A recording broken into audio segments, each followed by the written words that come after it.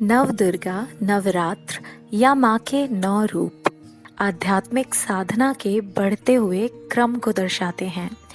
कैसे एक साधक प्रथम अवस्था से प्रारंभ करके अंत में पूर्ण ज्ञानी बनता है, ये हमें बताते हैं। ये साधना कई चरणों में पूरी होती है, जिसे 9 रूपों में समझाया गया है। पहला चरण या पहला रूप है माता का शैलपुत्री रूप। पर्वतराज हिमालय के यहाँ जन्म लेने के कारण इनका नाम शैलपुत्री पड़ा, क्योंकि शैल का अर्थ पहाड़ या पर्वत होता है। यही अपने पूर्व जन्म में दक्ष की पुत्री सती थीं। चलिए जानते हैं कि क्यों सती को शैलपुत्री के रूप में जन्म लेना पड़ा। सृष्टि संचालक प्रजापति दक्ष की पुत्री सती ने शंकर जी से विवाह किया था। दक्ष उन लोगों का प्रतीक हैं जो धर्म के साथ अनेकों व्यवस्थाओं का संचालन करते हैं। दक्ष का अर्थ होता है प्रवीण।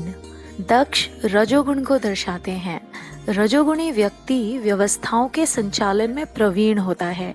दक्ष की 24 पुत्रियां थीं, जिनमें से 13 का विवाह धर्म से किया गया। ये दर्शाता है कि व्यवस्थाओं का संचालन वो धर्म के अनुसार करते थे। रजोगुण जब तामसिक लोगों से परेशान होता है, तब उसे सत की आवश्यकता होती है कष्टों को सहने के लिए। इसलिए दक्ष के घर सतोगुण सत अर्थात सती जन्म लेती है। सती का काम है कष्टों को सहने में सहयोग देना, अर्थात कष्ट तो किसी न किसी रूप में सदैव ही रहेंगे, परंतु सत के द्वारा उनको सहना आ जाता है। सती का विवाह होना शंकर जी से पहले से ही तय था। यद्यपि शंकर जी तीनों गुणों तमस, रजस व सत्व से परे हैं, पर फिर भी शंकर जी तामसिक सृष्टि के देव हैं। तामसिकता बहुत तरह के मानसिक कष्ट उत्पन्न करती है, स्वयं के लिए और दूसरों के लिए भी। इसलिए शंकर जी जो हर तरह के कष्टों को सह लेते हैं, उनका वर्ण सती करती है। सती का शंकर जी से विवाह अर्थात कष्टों को सहना आने लगा। यूं तो प्रायः तामसिक लोग अध्यात्म से दूर रहते हैं, परंतु यदि तामसिक व्यक्ति आध्यात्मिक होने लगे तो वह सबसे श्रेष्ठ आध्यात्मिक व्यक्ति बनता है। तो शंकर जी वो सर्वश्रेष्ठ देव हैं। तामसिक व्यक्ति बहुत सारा ज्ञान, बहुत सी विधाएं अर्जित कर सकता है। इसलिए सती संसार के कष्टों से परेशान होकर यह सार निकालती है कि शंकर जी की ओर चलो, यही कष्टों से निवारण देंगे। आइए सुनते हैं सती की कहानी। एक बार प्रजापति दक्ष ने एक बहुत बड़े यज्ञ का आयोजन किया और उसमें सभी देवताओं को आमंत्रित किया, किंतु शंकर जी को निमंत्रण नहीं भेजा। सती ने जब यज्ञ के बारे में सुना कि उनके पिता इतना बड़ा अनुष्ठान कर रहे हैं, तो उनका मन वहां जाने के लिए विकल हो उठा। अपनी ये इच्छा उन्होंने शंकर जी को बताई। शंकर जी ने बहुत सोच विचार करने के बाद सती से कहा कि उन्होंने हमें आमंत्रित नहीं किया है, बाकी समस्त देवताओं को यज्ञ में बुलाया है।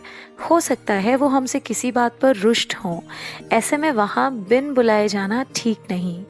परंतु सती का मन वहाँ जाने के लिए अत्यधिक व्याकुल हो उठा। उनकी ऐसी व्याकुलता देखकर शंकर जी ने उन्हें वहाँ जाने की अनुमति दे दी। सती ने पिता के घर पहुंचकर देखा कि कोई भी उनसे आदर और प्रेम के साथ बातचीत नहीं कर रहा है। सारे लोग मुंह फेरे हुए हैं। केवल उनकी माता थी जिन्होंने उन्हें स्नेह से गले लगाया। बहनों की बातों में व्यंग्य और उपहास के भाव भरे थे। परिजनों के इस व्यवहार से उनके मन को बहुत दुख पहुंचा। उन्होंने देखा कि शंकर जी के प्रति उनके पिता के हृदय में तिरस्कार के भाव हैं और दक्ष ने शंकर जी के प्रति अपमानजनक वचन भी कहे। तब सती को लगा कि शंकर जी की बात न मान वहां आकर उन्होंने बहुत बड़ी गलती कर दी है। अपने पति का ऐसा अपमान वो सहन नहीं कर पाती। वह तत्क्षण योगाग्नि में स्वयं को भस्म कर देती हैं। इस घटना से शंकर जी क्रोधित होकर अपने गणों को भेजकर यज्ञ पूर्णतः ध्वस्त करा देते हैं। सती ने योगाग्नि द्वारा अपने शरीर को भस्म करके अगले जन्म में हिमालय राज के यहाँ जन्म लिया। शंकर जी तामसिक सृष्टि के देव हैं, अर्थात गर्मी से संबंधित हैं, क्योंकि तामसिक लोगों के मस्तिष्क में गर्मी बहुत ज़्यादा होती है और ज्ञान पाने के लिए ठंडक चाहिए होती है। सती के सत में ज्ञान में दोष था, जिसके कारण उन्होंने शंकर जी की बात नहीं मानी थी और तभी अपने इस जन्म में अब वो शिव को पूरी तरह पाने के लिए हिमालय अर्थात ठंडक में जन्म लेती हैं। शैलपुत्री नवदुर्गा का प्रथम रूप है, जो मुख्य रूप में दर्शाता है कि मन में ठंडक लाओ व ज्ञान पाने चलो, इस तप को सहो। हम उपवास भी इसीलिए करते हैं कि मन में शीतलता आए, जिससे आध्यात्मिक विचार उत्पन्न होते हैं। शैलपुत्री ज्ञान पाने को और उसके लिए सभी कष्ट सहने को तत्पर थी।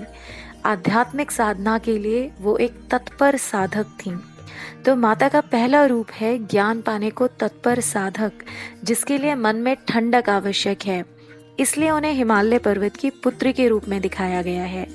माता वृष पर आरूढ़ दिखाई देती हैं, अर्थात भगवान पाने के लिए कष्टों को सहने को तैयार हैं।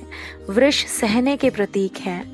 संसार के कष्टों को सहने के लिए भगवान पाने होते हैं, पर भगवान पाने के लिए एक बार मन में बहुत सहना पड़ता है। तो नवरात्र के पहले दिन ज्ञान साधना के लिए सज्ज होना होता है। जय शैलपुत्री माँ, जय माता दी।